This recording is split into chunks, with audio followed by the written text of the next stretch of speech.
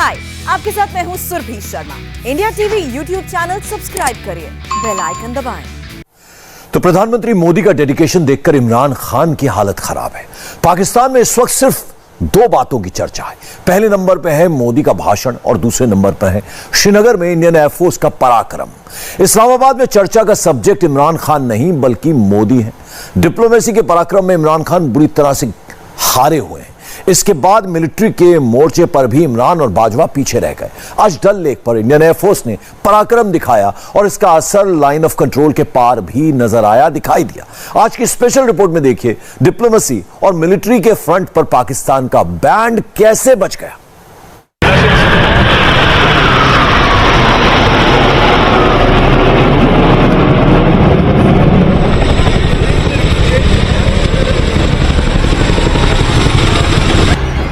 श्रीनगर की डल लेक पर जब पहली बार फाइटर प्लेन गरजे तो 100 किलोमीटर दूर बैठा पाकिस्तान डर गया।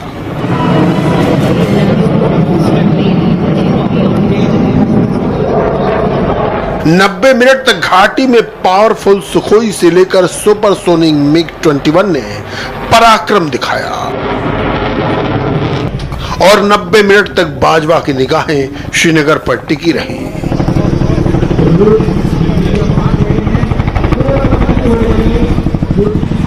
श्रीनगर में एयरफोर्स का ट्रेलर देखकर पाकिस्तान की नींद उड़ गई है। मौका था आजादी के अमृत महोत्सव का, जिसमें एयरफोर्स ने अपने घातक फाइटर जेट्स को उतारा। एयर शो की शुरुआत भारत के MiG-21 बाइसन विमानों ने की। ये वही फाइटर प्लेन है जिसने पाकिस्तान को अपनी ताकत बालाकोट एयर स्ट्राइक के अगले दिन दिखाई थी। MiG-21 बाइसन है जो कि भारतीय वायुसेना के स्वॉर्ड आर्म्स स्क्वाड्रन का हिस्सा है। 3 की फॉर्मेशन में MiG-21 बाइसन जो कि 1965-1971 के युद्ध और कारगिल युद्ध में इसने हर चुनौती का सामना किया और फिर उसके बाद दुश्मन के खेमे को पाकिस्तान को तोड़ जवाब दिया। यहां तक कि जब भारतीय वायुसेना ने एयर स्ट्राइक की तो उसके बाद जब पाकिस्तान ने एक बार फिर से भारतीय लोकेशन को अटैक करने की प्लानिंग की, उस दौरान भी इन्हीं MiG-21 बाइसन जिसमें विंग कमांडर अभिनंदन थे, उन्होंने पाकिस्तानी एयरफोर्स के F-16 को धराशायी किया। और इस समय डल के ऊपर पहली बार यह मौका है जब MiG-21 बाइसन जो कि स्वॉर्ड आर्म स्क्वाड्रन का हिस्सा है वो यहां पर फ्लाई कर रहा है।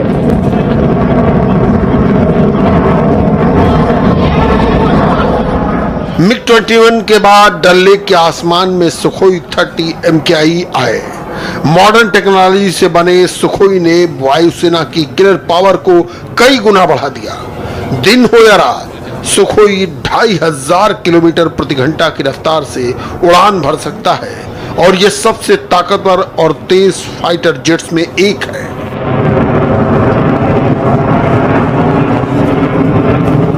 ये भारतीय वायुसेना का Su-30 MKI है। फ्लाइंग लांसर स्क्वाड्रन का ये Su-30 जो कि multi role air superiority fighter aircraft है। दरअसल ये अपनी पूरी ऑपरेशनल कैपेबिलिटी के साथ इस समय लाइन ऑफ एक्चुअल कंट्रोल से लेकर लाइन ऑफ कंट्रोल के अलग अलग जगहों पर कॉम्बैट एयर पेट्रोल के तौर पर इसका डिप्लॉयमेंट है। कुल मिला के 8 से 10 मिनट का स्क्रैम्बल टाइम, यानी अगर कोई एनिमी एयरक्राफ्ट सामने आ रहा है तो उससे निपटने के लिए महज 8 मिनट के अंदर ये अपने पूरे एयर डोमिनेंस के साथ ये दुश्मन के फाइटर एयरक्राफ्ट को एंगेज करने की क्षमता रखता है। ठीक ऊपर इस समय Su-30 MKI अपनी पूरी ऑपरेशनल कैपेबिलिटी के साथ यहां पर वर्टिकल चार्ली त्रिशूल फॉर्मेशन के साथ अलग अलग मैनूवर कर रहा है, लो लेवल फ्लाइंग कर रहा है। दरअसल ये बताता है कि भारतीय वायुसेना के ये एयर वॉरियर्स किसी भी एनिमी के एयरक्राफ्ट को पूरी तरह से कैपेबल हैं पीछे खदेड़ने के लिए। और यही वजह है कि जब एयर स्ट्राइक की गई तो उसके बाद कॉम्बैट एयर पेट्रोल के तौर पर ये Su-30 फाइटर एयरक्राफ्ट एक इंपॉर्टेंट रोल अदा कर रहे थे। हम आपको ये भी बता दें कि इस समय मॉडर्नाइजेशन के तहत Su-30 MKI रफाल को कॉम्प्लीमेंट करते हुए भारतीय वायुसेना की मल्टी रोल एयर सुपीरियरिटी जो पावर है उसको बढ़ाता है। इसीलिए कॉम्बैट एयर पेट्रोल के लिए लाइन ऑफ एक्चुअल कंट्रोल यानी भारत चीन की सरहद, उसके अलावा भारत पाकिस्तान की सरहद जो लाइन ऑफ कंट्रोल या फिर इंटरनेशनल बॉर्डर पर इसे डिप्लॉय किया गया है। ये फ्लाइंग लांसर स्क्वाड्रन का Su-30 MKI है जो इस समय डल के ठीक ऊपर अलग अलग मैनोवर कर रहा है। सुखोई ने दुश्मन की मिसाइलों से बचने का ट्रेलर दिखाया। ये थर्मल फ्लेयर्स हैं जो शत्रुओं की मिसाइलों को कंफ्यूज कर देते हैं। तैयारी पक्की है। तस्वीरें बता रही हैं कि अगर युद्ध हुआ तो भारतीय वायुसेना कितनी तेजी से करारा प्रहार करेगी। डल लेक के ऊपर सुखोई की करतब देखकर सबका जोश हाई हो गया।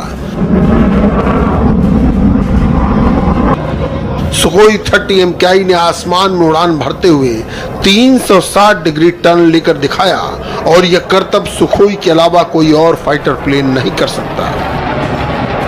दुश्मन के रडार और साथ में एनिमी एयरक्राफ्ट को डॉज करने के लिए ये लो लेवल फ्लाइंग की जाती है। इसकी रेंज करीबन 300 मीटर्स पर है और ये Su-30 अलग अलग मैनोवर कर रहा है और सीधा 360 डिग्री टर्न और मैनोवर करते हुए ये सीधा आकाश की तरफ यानी बिल्कुल स्ट्रेट जा रहा है और ये मल्टीपल डायरेक्शनल मैनोवर है और ये बताता है कि इस समय एयर सुपीरियरिटी रोल में ये Su-30 पूरा 360 डिग्री टर्न लेते हुए दुश्मन के फाइटर एयरक्राफ्ट को एंगेज करने की क्षमता रखता है। ये इसका फ्री फॉल है और यही वजह है कि कॉम्बैट एयर पेट्रोल के तौर पर Su-30 इस समय पूरी फॉरवर्ड लोकेशंस के एयर बेसिस पर डिप्लॉयड है और ये लो लेवल फ्लाइंग की जा रही है। चारों तरफ यहाँ पर जो पहाड़ हैं उन पहाड़ों के बीच में से Su-30 की ये गर्जना जो कि 2.0 मैक की ये मैक्सिमम स्पीड लिमिट के साथ जा सकता है। उसके अलावा इसमें जो वेपन सिस्टम है यही नहीं बल्कि जो बाकी इक्विपमेंट्स लगे हैं उन सभी के आधार पर ये Su-30 की लिथैलिटी को बढ़ाता है।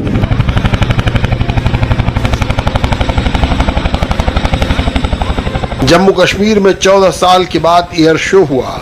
यहां पर लोगों के सबसे करीब चिनूक हेलीकॉप्टर आया। इसकी गरज जब घाटी में गूंजी तो कश्मीरी हैरान हो गए।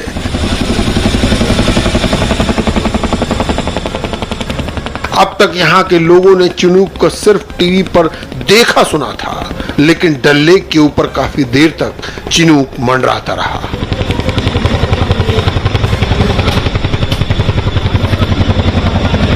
ये भारतीय वायुसेना के फेदरवेट चिनूक ट्रांसपोर्ट हेलीकॉप्टर्स हैं। कुल मिला के 10 टन कैपेसिटी के साथ ये आसानी से इक्विपमेंट्स यहां तक कि M777 अल्ट्रालाइट हॉविट्जर जैसी आर्टरी गन्स को भी एक जगह से दूसरी जगह ले जा सकते हैं और इस समय डल लेक के ठीक ऊपर ये मैनोवर करते हुए दिखाई दे रहे हैं। दरअसल इसे 25 मार्च 2019 को खरीदा गया और फिर भारतीय वायुसेना का यह हिस्सा बना।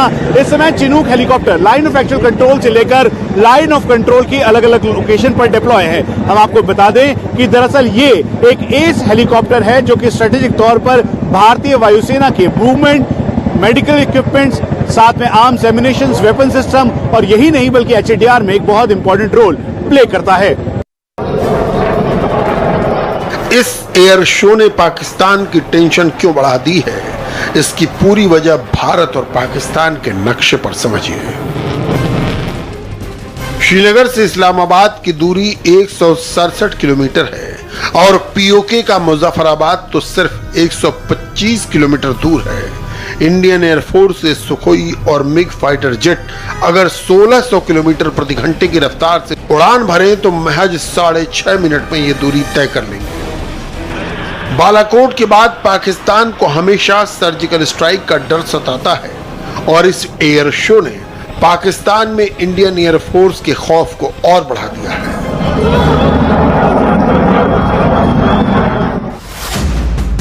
सिर्फ फाइटर जेट्स ही नहीं, इंडियन एयरफोर्स की एरोबैटिक टीम ने भी कश्मीर को हैरान कर दिया है।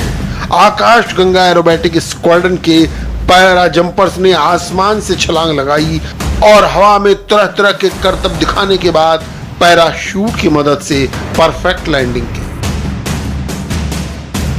छतरी माता की जय बोलकर 8000 फीट की हाइट पर Mi-17 V5 हेलीकॉप्टर से जंप लगाते हुए ये है आकाश गंगा टीम। भारतीय वायुसेना की आकाश गंगा टीम, ये ट्रेन्ड पैराट्रूपर्स हैं और ये सिक्योरिटी फोर्सेस को पूरी तरह से ट्रेन करते हैं। आगरा के पैराट्रूपर ट्रेनिंग स्कूल से यहां तक का सफर एक भव्यता की ओर इशारा करता है। डल के ठीक ऊपर मी-17 V5 हेलीकॉप्टर से इन्होंने 8000 फीट की हाइट पर जब ये जंप ली तो हाथों में तिरंगा लिए और साथ में अलग अलग फॉर्मेशंस के साथ इस समय ये पैराट्रूपर्स नीचे ठीक जो मंच है वीआईपी का उसके ठीक सामने की तरफ जा रहे हैं। दरअसल ये इंस्पायर करता है यहाँ के युवाओं को, यहाँ के लोगों को, ताकि ये बता सके कि भारतीय वायुसेना हर तरीके से सक्षम है, चाहे दुश्मन के एरिया में घुसकर ऑपरेशन करना हो या फिर यहाँ पर जो युवा है उनको इंस्पायर करना। डल लेक के एयर शो की शुरुआत में माइक्रोलाइट एयरक्राफ्ट उड़ा। इस 2 सीटर एयरक्राफ्ट से वायु सैनिकों को ट्रेनिंग दी जाती है। ये एयरक्राफ्ट करीब 2 से 2.5 घंटे तक लगातार हवा में उड़ सकता है।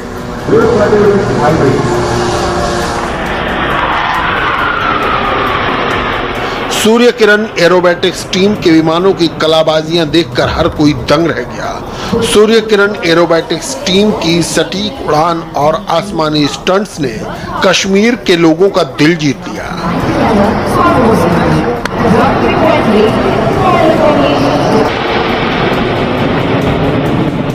पहाड़ियों से घिरी डल लेक पर सुपरसोनिक फाइटर जेट्स को कंट्रोल करना बहुत मुश्किल था। 90 मिनट के शो के लिए एयरफोर्स ने कई महीनों तक मेहनत की। अब ये समझिए कि इस एयर शो को 100% एक्यूरेसी के साथ पूरा करना कितना बड़ा चैलेंज था और इंडियन एयरफोर्स ने इस चुनौती का मुकाबला कैसे किया। बहुत बड़े चैलेंजेस थे। चैलेंजेस जैसे कि आसपास की पहाड़ियाँ जो किसी भी जहाज़ के लिए घातक हो सकती हैं। चैलेंजेस जैसे यहाँ के परिंदे, बर्ड एक्टिविटी बहुत है डल लेक के चारों तरफ। और तीसरा चैलेंज इंजन परफॉर्मेंस थोड़ी सी घट जाना जब आप 1.6 किलोमीटर्स अबव मीन सी लेवल आ जाते हैं। और ये चैलेंजेस एक के बाद एक हमने हैंडल किए। पहला चैलेंज हमने हैंडल किया अपनी बेटर प्लानिंग से, कि हमने पहाड़ियों के आसपास ऐसे रूट बनाए कि कोई रिस्क इतना ना बढ़े कि ख़तरा ज़्यादा हो जाए जहाज़ को। रिस्क हमेशा होता है लेकिन रिस्क हमने इतना नहीं बढ़ाया। दूसरा ख़तरा हमने अपनी ट्रेनिंग और हमारी एयर वॉरियर्स की टीम्स थी जिन्होंने हमें परिंदों के बारे में आगाह किया और हमने अपने पायलट्स को बताया कि झील के किस हिस्से में हम क्या हाइट मेंटेन कर सकते हैं जिससे वो सेफ रहें। और तीसरी चुनौती जो हमारे सामने थी वो थी इंजन परफॉर्मेंस। लेकिन हमें फ़ख्र है कि हमारे सारे पायलट्स ने बहुत अच्छा प्रदर्शन किया और उनकी ट्रेनिंग ने ये मुमकिन किया कि वो ऐसा कर सकें। ये एयर शो आजादी का अमृत महोत्सव कार्यक्रम का हिस्सा था। डल लेक पर इस एयर शो को नाम दिया गया give wings to your dream, यानी अपने सपनों को पंख। आसमानी उड़ान की ये तस्वीरें कश्मीरी नौजवानों को एयरफोर्स में शामिल होकर अपना सपना पूरा करने का सबसे बड़ा मौका देगी। बहुत इंस्पायरिंग था हमारे लिए, बहुत इंस्पायरिंग था। हमें बहुत जेट्स देखने को मिले, बहुत इंस्पायरिंग था क्योंकि बहुत ज़्यादा मोटिवेटिंग था। इससे बहुत सारी चीज़ें हमें सीखने को मिली है। मतलब हमारी सोल्जर्स क्या करते हैं हमारे लिए, बहुत कुछ सीखने को मिला है हमें। और मुझे बहुत अच्छा लगा कि मतलब हमारे कश्मीर में ये सब हो रहा है। सो मुझे बहुत ज़्यादा मोटिवेटिंग और इंस्पायरेशन बहुत ज़्यादा। ये बहुत अच्छा था। मतलब एक हिसाब से इट वॉज इंस्पायरिंग कि यंग लोगों को समझ आ रहा है कि एयरफोर्स की ड्यूटीज़ क्या होती हैं, उनकी कैपेबिलिटीज़ क्या होती हैं, वो किन चीज़ों से सफ़र करते हैं। So it was very inspiring for.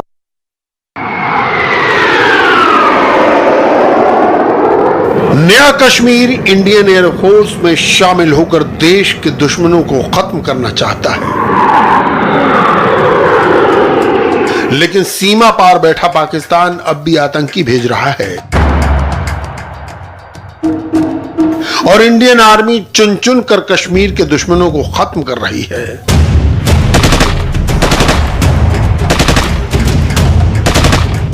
आज जम्मू कश्मीर के बांदीपुरा में 2 आतंकियों का एनकाउंटर किया गया। टेररिस्ट के पास भारी मात्रा में हथियार और गोला बारूद मिले।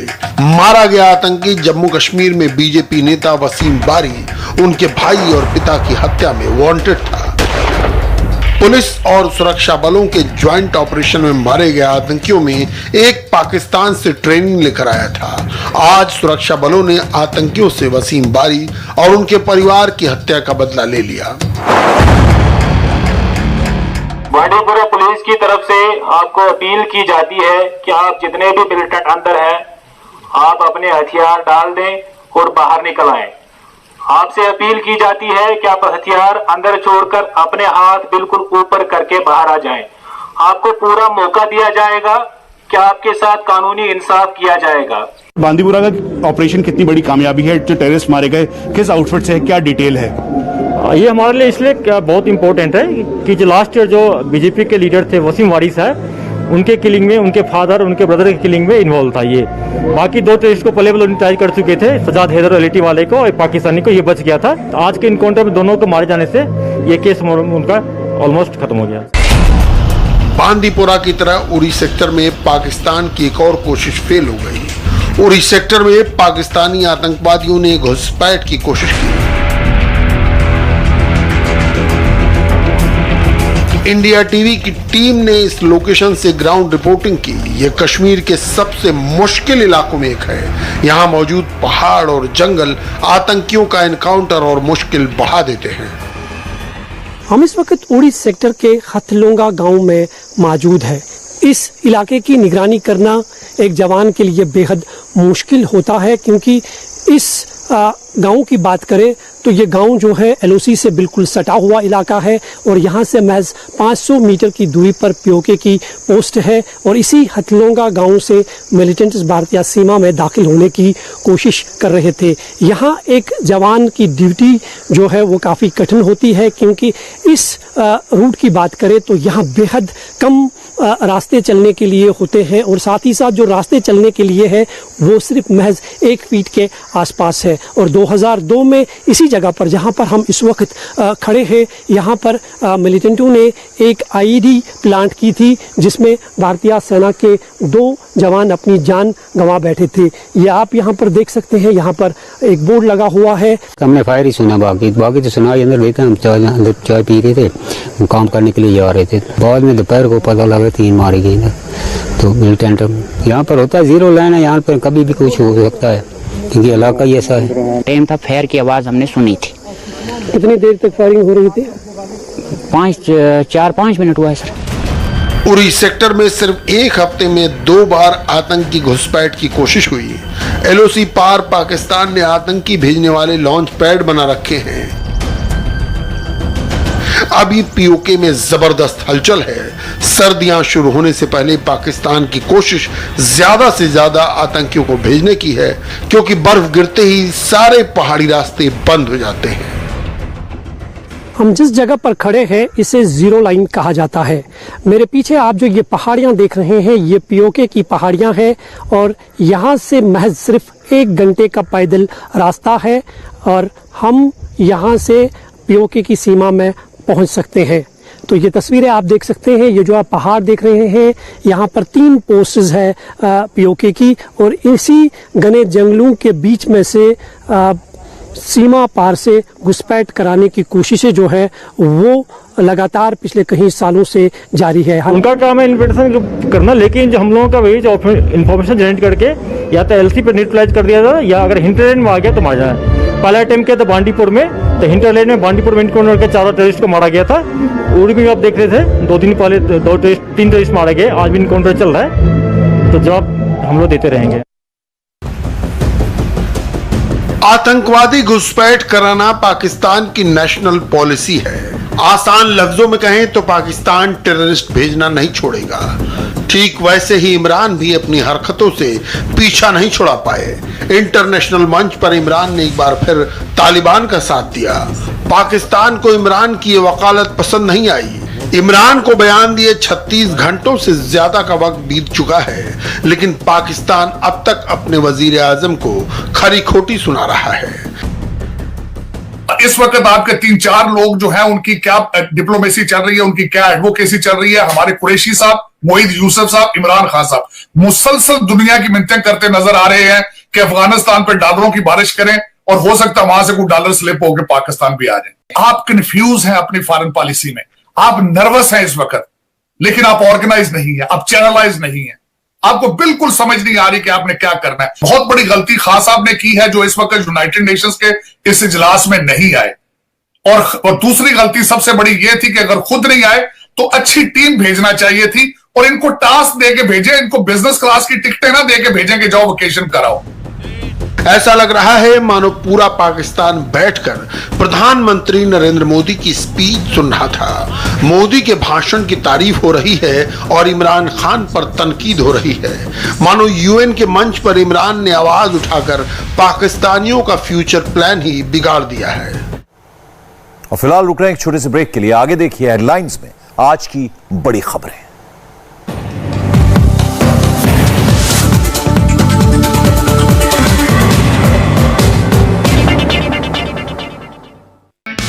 हाय, आई एम सुरभि शर्मा। खबरों से अपडेट रहने के लिए India TV YouTube channel subscribe करिए, साथ में बेल आइकन जरूर दबाएं। जुड़े रहें इंडिया टीवी के साथ।